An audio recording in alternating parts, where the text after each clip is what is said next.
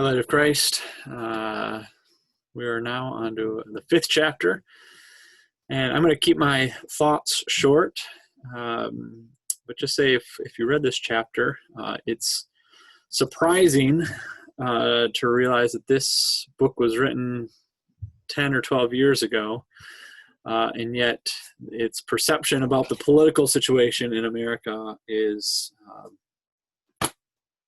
as accurate as ever, maybe even more accurate now than it was. And so I just want to orient our conversation to say we do live in a politically charged country. I don't think any of us like it, but what's behind that? This chapter is about power. It's about our desire to control our lives, to have a say, to feel important. And one of the ways that gets manifested most clearly is in our politics. Our country is there's not a king or a queen who is responsible for making rules. We are a democracy. And so as a people, we are responsible for our laws and our leaders. And that puts extra pressure to say, well, I want my voice to be heard. You know, if my family was a free-for-all, then the kids would conspire to try to gain power. Okay, well, let's get, if we get the kids outnumber the parents, so let's take a vote. When is bedtime going to be? 10 o'clock. Great.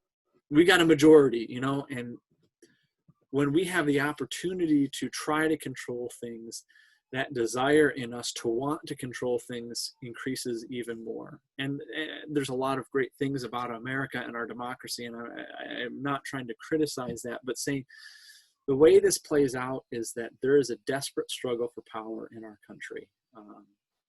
And everything that happens to us somehow gets polarized and politicized.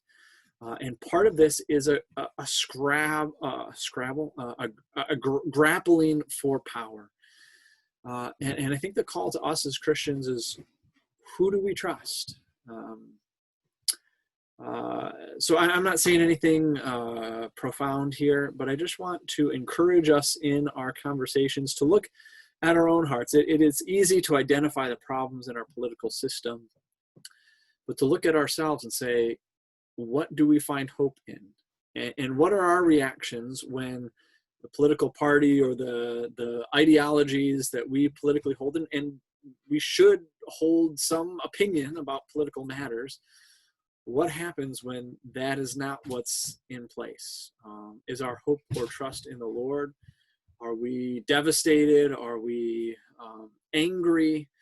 And we as Christians need to learn how to fight for what we think is right, but at the end of the day, know that a particular political battle is not what's going to change the world. And so can we turn our hearts more toward the Lord? And that's not to say we should unplug from politics or unplug from conversations or unplug from Facebook, as much as that's my temptation. Just how do we trust the Lord and know that the Lord is King? And how do we look at our own hearts to say, what do our hearts trust in? And what are we looking for to get our way? Or are we looking to give up our way?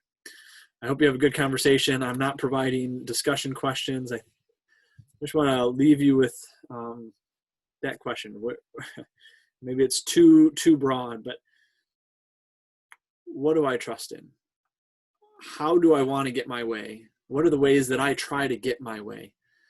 And is that actually putting my trust in the Lord, or is that trying to manipulate things in my life to go the way that I want to? How does this work out for us in our community?